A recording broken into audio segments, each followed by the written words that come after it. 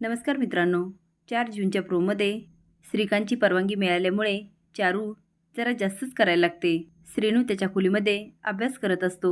चारू हळूच जाते आणि तिचे डोळे झाकते. आता श्रीनूचा खूप मोठा गैरसमज होतो.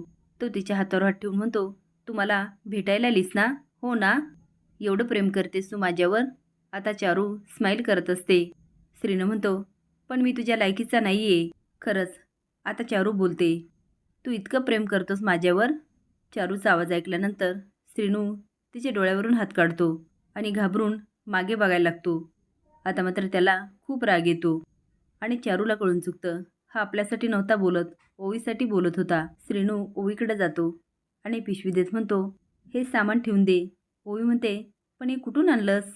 तो म्हणतो, "अगं, हे घरातून आणलं." तेवढ्यात रघुनाथचा आवाज येतो, "तरी हे सगळं परत घेऊन जा."